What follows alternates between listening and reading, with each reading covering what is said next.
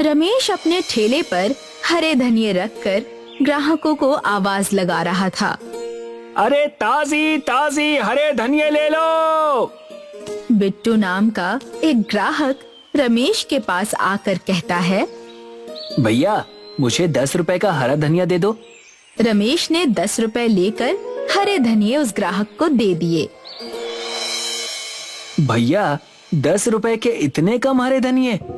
भैया महंगाई बहुत है। अब इतनी भी महंगाई नहीं है। ये क्यों नहीं कहते कि तुम मनमानी कीमत लगाकर ग्राहकों को ठग रहे हो? भैया मेरी बात का विश्वास करो, मुझे थोक में स्वयं ये हरे धनिये बहुत ही महंगे पड़े हैं। इस पूरे गांव में केवल जमींदार ही हरे धनिये की सप्लाई करता है। रमेश की बात सुनकर बिट्टू दूसरे दुकानदार के पास चला गया और दुकानदार को 10 रुपए देते हुए बोला, भैया 10 रुपए के हरे धनिये दे दो। दुकानदार ने बिट्टू को 10 रुपए में धनिये दे दिए। बिट्टू वो हरे धनिये लेकर रमेश के पास आकर कहता है, तुमने 10 रुपए के मुझे थोड़े से हरे धनिये पकड़ा दिए और उस दुकानदार ने मुझे 10 रुपए के इतने ढेर सारे धनिये दिए। लाओ मेरे पैसे वापस करो, मुझे तुम्हारे हरे धनिये नहीं खरीदने। और मैं तो क्या, तुमसे इस गांव में कोई भी हरा धनिया नहीं खरीदेगा। तुमने तो लूट मचा रखी है। बिट्टू क्रोधित होकर वहाँ से चला गया। रमेश शाम को अपने घर पर जाकर अपनी पत्नी स्वाति से बात करने लगता है। मेरी समझ में नहीं आता स्वाति कि दुकानदार सस्ते में ढेर सारी धनिया ग्राहकों को कैसे दे देते हैं। इससे मेरी दुकानदारी पर बहुत बुरा असर पड़ रहा है। आपको पता नहीं कब अकल आएगी। अरे आप ये क्यों नहीं समझते कि वो जमींदार आपको महंगे हरे धनिये बेचता है और उन बड़े दुकानदारों को सस्ते हरे धनिये देता है। लेकिन इससे जमींदार को क्या फायदा होगा? जरा सोचिए, कुछ समय पहले हमारे गांव में हरे धनिये के ना जाने कितने ठेले थे, लेकिन धीरे धीरे करके वो सारे ठेले समाप्त हो गए। अब इस गांव में केवल आप ही ठेले पर हरा धनिया रखकर बेचते हैं। जिस दिन आप भी इस धंधे को बंद कर देंगे, उस दिन दुकानदार मनमानी रेट में ग्राहकों को हरे धनिये बेचेंगे। तुम ठीक कहती हो स्वाति, मुझे इस बारे में जमींदार से बात करनी होगी। अगले दिन रमेश गांव के जमींदार के पास चला गया। रमेश को देखकर जमींदार ने कहा, क्या बात है रमेश, कल ही तो तुम मुझसे हरे धनिये लेकर गए थे, क्या इतनी जल्दी तुमने वो बेच दिए? मैं इसी सिलसिले में आपसे बात करने के लिए आया हूँ। क्या हुआ, सब ठीक तो है? जमींदार साहब, सारे गांव के दुकानदारों को आप ही हरे धनिये बेचते हैं, मगर कुछ दिनों से मैं देख रहा हूँ कि सारे दुकानदार कम रेट में ग्राहकों को हरे धनिये ज्यादा देते हैं। ये तो अच्छी बात है रमेश, तुम भी कम रेट में ग्राहकों को बेचो। जमींदार साहब, दुकानदार ऐसा तभी कर सकते हैं जब आप उन्हें सस्ते में और मुझे महंगे में हरे धनिये दे रहे हो। तुमने बिल्कुल सही कहा रमेश, क्योंकि जितने भी दुकानदार हैं वो सब नगद में मुझसे हरे धनिये खरीदते हैं और बड़े पैमाने पर इसका कारोबार करते हैं, और तुम ठेला लगाकर उन सब की दुकानदारी खराब करते हो। इसीलिए तुम आज से हरे धनिये बेचना बंद कर दो। ये तो बहुत गलत बात है जमींदार साहब, इसका मतलब मेरी पत्नी बिल्कुल सही कह रही थी। आप छोटे दुकानदारों को खत्म करके बड़े दुकानदारों को बढ़ावा दे रहे हैं। तुम्हारी हिम्मत कैसे हुई मुझसे इस तरह से बात करने की? आज से तुम्हें कोई हरा धनिया वनिया नहीं मिलेगा। जाओ, जाकर कोई और धंधा देखना शुरू कर दो। जमींदार ने रमेश को अपमानित करके अपनी हवेली से बाहर निकाल दिया। अगले दिन से रमेश ने ठेला लगाना बंद कर दिया और बड़े दुकानदारों ने अपनी मनमानी शुरू कर दी। कुछ दिन बाद बिट्टू एक दुकानदार के यहाँ पर हरा धनिया लेने के लिए आया। मुझे 10 रुपए के धनिये दे दो। दुकानदार ने ना के बराबर धनिया बिट्टू को पकड़ा दिए। अरे ये क्या, 10 रुपए के इतने कम हरे धनिये? इतने रुपए में सिर्फ इतने ही मिलेंगे। जानते भी हो हरे धनिये के रेट आसमान छू रहे हैं। मैं इतने महंगे हरे धनिये नहीं खरीद सकता। तो फिर अपने भोजन में हरे धनिये खाना बंद कर दो। रमेश इस दृश्य को बहुत गौर से देख रहा था। वो निराश होकर अपने घर पर आकर बैठ गया कि तभी गांव के बलिया नाम के एक बुजुर्ग वहाँ पर आ गए। अरे बलिया चाचा, आप अचानक यहाँ कैसे? तुम्हारे साथ जमींदार ने बहुत ही गलत किया। जमींदार को ऐसा नहीं करना चाहिए। अब क्या कहूँ चाचा, मैंने सुना है कि किसी जमाने में आप अपने खेतों में बड़ी तादाद में हरे धनिया उगाया करते थे। उस दौर में मैं दुकानदारों को हरा धनिया मुफ्त में दे देता था। लेकिन अब जमाना बदल गया है ना चाचा। जमाना चाहे भले ही बदल गया हो रमेश, लेकिन हरे धनिये का जादुई गांव आज भी है। ये सुनकर रमेश बुरी तरह से चौंक जाता है। मैं आपकी बात का मतलब नहीं समझा चाचा।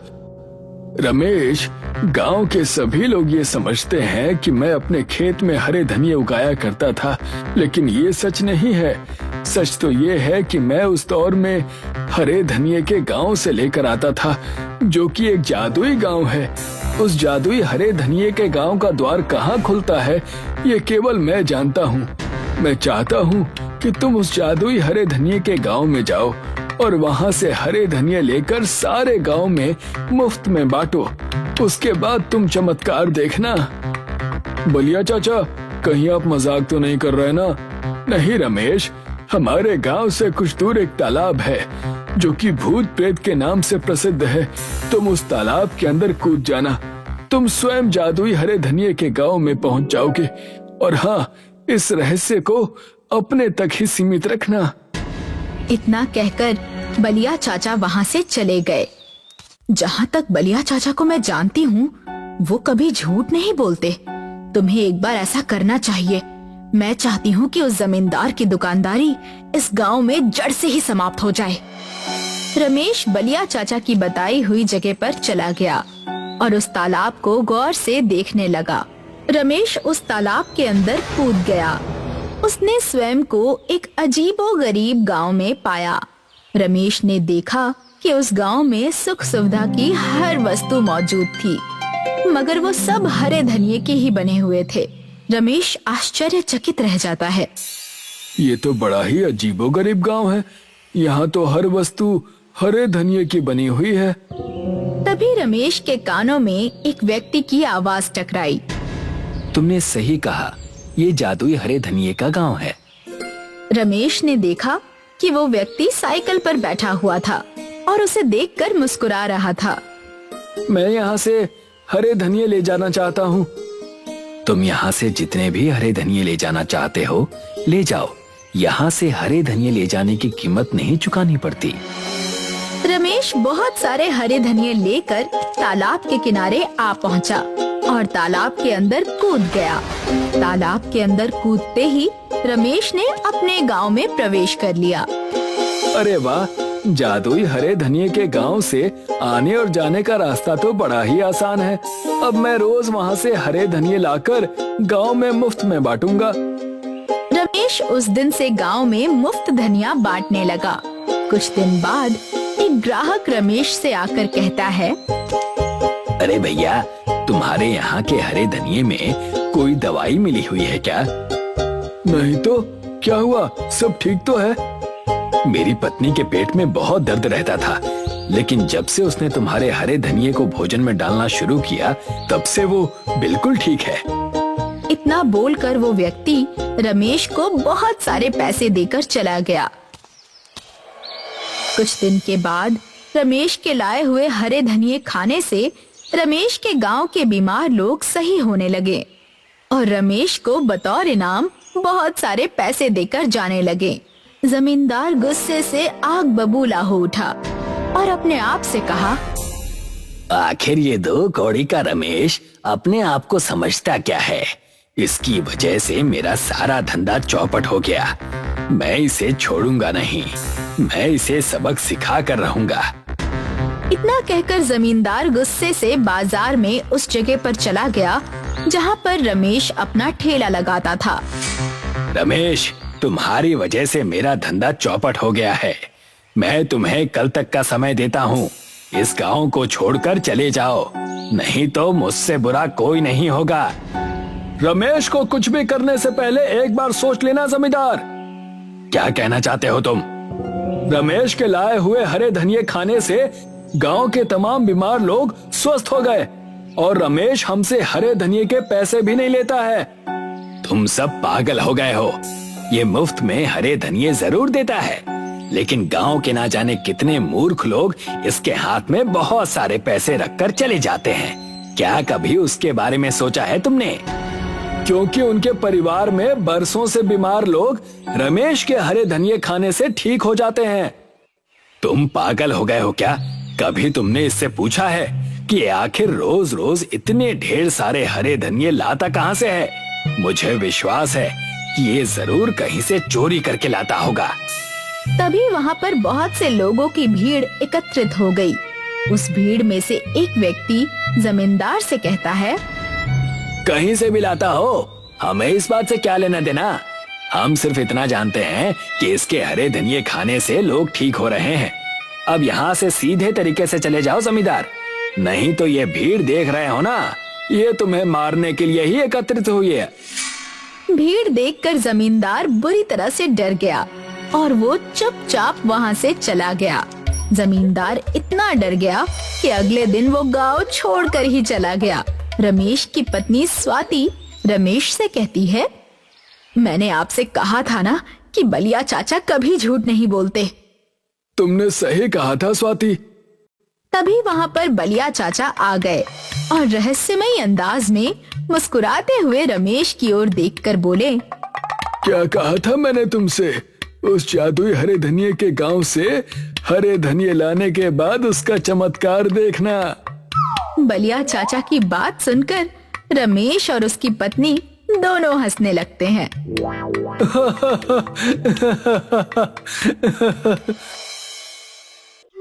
नीलिमा के पिता की मौत के बाद उसके घर की सारी जिम्मेदारी उसके कंधों पर आ गई थी और इसलिए उसने एक चाइनीज भेल का ठेला लगाना शुरू कर दिया। नीलिमा खुद रोज चटनियाँ बनाया करती थी और न्यूडल्स को भी फ्राई किया करती थी। शाम के ठीक 5 बजे वो अपना ठेला खोला करती थी। दीदी, मुझे एक चाइनीज भेल दे दो। मुझे 2 भेल पार्सल चाहिए। नीलिमा के ठेले पे आते ही ग्राहकों की भीड़ लग जाया करती थी। नीलिमा एक एक करके सारे ग्राहकों को चाइनीज भेल दिया करती थी। दीदी, बहुत टेस्टी हैं। मजा आ गया। कल हम वापस आएंगे। हाँ हाँ बिल्कुल आना। नीलिमा की होममेड चटनी और नूडल्स का टेस्ट दूसरी दुकानों से अलग था और वही उसके ग्राहकों को पसंद आता था। कुछ ही घंटों में नीलिमा का सारा सामान खत्म हो जाया करता था। फिर वो घर लौट आती। ये लो माँ, आज की कमाई। वाह, आज तो तुमने 600 रुपए कमाए हैं। हाँ, आज चटनी और नूडल्स ज्यादा बनाए थे। अच्छा है, कल से ऐसे ही ज्यादा बनाना। ठीक है माँ। नीलिमा चाहे जितना भी ज्यादा सामान बनाए, उसका ठेला खुलते ही सब कुछ धड़ाधड़ खत्म हो जाया करता था। एक दिन नीलिमा अपने घर पे बैठकर सोच रही थी कि उससे क्या करना चाहिए। माँ, जितनी भी ज्यादा चटनी बनाओ या जितनी भी ज्यादा नूडल्स फ्राई करूँ, सब खत्म हो जाते हैं। ये तो अच्छी बात है ना बेटा। वो तो है, पर कुछ ग्राहकों को हमेशा खाली हाथ लौटना पड़ता है। वो तो है ही, अब क्या कर सकते हैं? मेरे पास एक आइडिया है। अच्छा, और वो क्या है? दीदी, आप रेडीमेड नूडल्स और चटनी भी खरीद लिया करो। बीच बीच में अपनी चटनी के साथ वो भी मिक्स कर दोगी तो किसी को पता नहीं चलेगा। ऐसे कैसे पता नहीं चलेगा? अरे माँ, दीदी के नूडल्स के बीच में अगर रेडीमेड नूडल्स हो तो कैसे कोई बता सकता है कि कौन सा दीदी का है और कौन सा रेडीमेड? वैसे बात में तो दम है, पर फिलहाल मैं ये नहीं करूँगी। फिलहाल मैं और भी ज्यादा नूडल्स बनाऊंगी। हाँ, यही सही है नीलिमा। अगले दिन से नीलिमा ने पहले से दुगनी शेजवान चटनी बनाई और पहले से दुगने नूडल्स फ्राई किए। उम्मीद है अब सबको मिलेगा। सारा सामान लेकर नीलिमा अपने ठेले पर गई और इस दिन नीलिमा के ठेले पे एक फेमस फूड ब्लॉगर आई। हम आए हैं दीदी की चाइनीज भेल खाने। सुना है बहुत टेस्टी है, देखते हैं। वाह, ये तो लाजवाब है। आप सभी को नीलिमा दीदी की चाइनीज भेल टेस्ट करनी चाहिए। इस फूड ब्लॉगर का वीडियो वायरल हो गया और हर कोई जो वीडियो देखता वो नीलिमा के ठेले पर पहुंच जाता। अब नीलिमा को वापस नूडल्स और चटनी कम पड़ने लगी थी। एक चाइनीज भेल दे दो दीदी। भैया सब कुछ खत्म हो गया है, आप कल आ जाइए। नीलिमा को कस्टमर को खाली हाथ वापस भेजना अच्छा नहीं लग रहा था। उस रात जब वो घर लौटी, माँ, उस वायरल वीडियो की वजह से ग्राहक और भी बढ़ गए हैं। बहुत अच्छा है बेटा। वो तो है, पर आज भी सब कुछ खत्म हो गया। मुझे कस्टमर को खाली हाथ वापस भेजना पड़ा।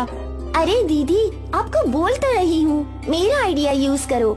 हाँ हाँ, वही सोच रही हूँ, कल बाजार से सब ले आऊंगी। ये हुई ना बात। अगली सुबह नीलिमा बाजार से शेजवान चटनी का कैन और नूडल्स के बड़े बड़े पैकेट ले आई। फिर नीलिमा ने अपने रोज की चटनी बनाई और साथ ही नूडल्स भी फ्राई किए। ये सारी चीजें लेकर वो अपने ठेले पर गई। रोज की तरह नीलिमा के ठेले खोलते ही ग्राहक जमा हो गए। मुझे 2 चाइनीज भेल पार्सल। मुझे भी एक, मुझे भी एक। नीलिमा का हाथ चलता ही रहा। धीरे धीरे डिब्बे में चटनी कम होती जा रही थी। लगता है मुझे वो बाजार वाली चटनी भी मिला देनी चाहिए और नूडल्स भी। फिर नीलिमा ने अपनी चटनी में बाहर वाली चटनी मिला दी और फ्राइड नूडल्स में बाजार वाले फ्राइड नूडल्स मिला दिए। मुझे 2 चाइनीज भेल चाहिए। हाँ हाँ, दे रही हूँ। नीलिमा पहले की तरह सारे ग्राहकों को चाइनीज भेल बना बना कर खिला रही थी। दीदी, स्वाद में कुछ अलग है, पहले जैसा नहीं है, पर अच्छा है। नीलिमा खुश थी कि उसके ग्राहकों को बाजार वाले सामान का स्वाद भी पसंद था। फिर क्या था, हर दिन नीलिमा बाजार के शेजवान चटनी और नूडल्स को अपने बनाए हुए सामान में मिला देती थी। किसी को स्वाद में अंतर समझ नहीं आया क्या? नहीं माँ, उल्टा सब चाव से खा रहे थे। अच्छा है, लगता है छाया का आइडिया काम कर गया। माँ खुश थी कि नीलिमा की मेहनत कम हो गई थी। धीरे धीरे नीलिमा बहुत कम सामान बनाती थी और ज्यादा से ज्यादा सामान बाहर से खरीदती थी, लेकिन अब भी उसके ठेले पे भीड़ थी। फिर एक दिन नीलिमा के ठेले के बगल में अशोक ने चाइनीज का ठेला खोला। वो शेजवान चटनी और नूडल्स सब बाजार से लाता था। नीलिमा के कस्टमर्स ने अशोक की चाइनीज भेल भी चखी। ये तो बिल्कुल नीलिमा दीदी की तरह है। क्या सच में? एक एक करके सारे कस्टमर्स ने अशोक की भेल चखी और उन्हें वो भी अच्छी लगी। अशोक बड़ा ही शातिर था। वो कस्टमर्स को अपनी तरफ खींचना चाहता था, तो उसने चाइनीज भेल का दाम 10 रुपए से घटाकर 8 रुपए कर दिया। अरे वाह, बस 8 रुपए में? सही है। वैसे भी दोनों के स्वाद एक जैसे ही हैं। वो भी है। और कम दाम होने की वजह से अशोक के ठेले पे कस्टमर्स की भीड़ लग गई और देखते ही देखते नीलिमा का ठेला खाली था। आज पहली बार नीलिमा का सामान खत्म नहीं हुआ था। वो मायूस होकर घर लौटी। क्या हुआ? अशोक ने मेरे बगल में चाइनीज भेल का ठेला खोल रखा है और दाम 8 रुपए कर दिए। अब मेरे पास कोई नहीं आ रहा। तो दीदी, आप भी दाम घटा दो, पर उससे मुनाफा कम नहीं होगा। कोई बात नहीं, पर कम से कम सब बिकेगा। हाँ। अगले दिन नीलिमा ने नया बोर्ड लगाया। उसने चाइनीज भेल का दाम 7 रुपए कर दिया। 7 रुपए का बोर्ड देखकर कस्टमर्स नीलिमा के ठेले की ओर गए। अब तो कुछ करना ही पड़ेगा। अशोक ने अपना दाम घटाकर 5 रुपए कर दिया है। 5 रुपए में चाइनीज भेल, अब तो मैं 2 खाऊंगा। और एक बार फिर सारी भीड़ अशोक के ठेले की ओर मुड़ गई। नीलिमा ने अपना सिर पकड़ लिया। उसे समझ ही नहीं आ रहा था कि वो क्या करे। कई घंटों तक वही बैठने के बाद नीलिमा घर लौटी। मेरा आइडिया काम किया ना दीदी? नहीं, अशोक ने दाम 5 रुपए कर दिए। अभी भी सारा सामान वापस आया। मैं 5 रुपए से नीचे दाम नहीं घटा सकती। तो अब क्या करे? मुझे तेरी सुननी ही नहीं चाहिए थी। मेरा चाइनीज भेल का ठेला अच्छा भला चल रहा था। जहाँ मैंने लालच के चक्कर में बाजार से सामान लाया, वही मेरा डूबना शुरू हो गया। मुझे लालची नहीं बनना चाहिए था। लेकिन अब तू क्या करेगी? वापस वही जो पहले करती थी। खुद चटनी और नूडल्स बनाकर चाइनीज भेल बनाऊंगी, पूरी ईमानदारी से। अगले दिन नीलिमा ने शेजवान चटनी और नूडल्स बनाना शुरू कर दिया और फिर शाम को वो अपने ठेले पर पहुंची। नीलिमा ने बोर्ड चेंज किया और 10 रुपए लगा दिया और उसके ऊपर लिख दिया होममेड। कुछ देर तक नीलिमा के ठेले पर कस्टमर्स नहीं थे, पर फिर एक औरत आई। आपकी चाइनीज भेल महंगी क्यों है दीदी? मेरी चटनी और नूडल्स होममेड है। ऐसा स्वाद आपको मार्केट के नूडल्स और चटनी में नहीं मिलेगा। एक चाइनीज भेल दीजिए ना। हाँ। नीलिमा ने उस औरत को चाइनीज भेल दिया। वाह, बहुत अच्छी है। आज तक ऐसी चाइनीज भेल नहीं खाई। धीरे धीरे नीलिमा के रेगुलर कस्टमर्स ने चाइनीज भेल चखी ये तो एकदम पुरानी वाली है, मजा आ गया। और फिर क्या था, सारे कस्टमर्स नीलिमा के चाइनीज भेल के ठेले पर लौट आए। अशोक के ठेले पर दाम कम था, पर कोई वहाँ भटकता भी नहीं था। अशोक सोचता रहा कि वो क्या कर सकता है, पर नीलिमा के ओरिजिनल चाइनीज भेल का तो तोड़ ही नहीं था। एक बार फिर नीलिमा का व्यापार बढ़ा। वो खुश थी और फिर कभी भी उसने अपने व्यापार में लालच को आने नहीं दिया।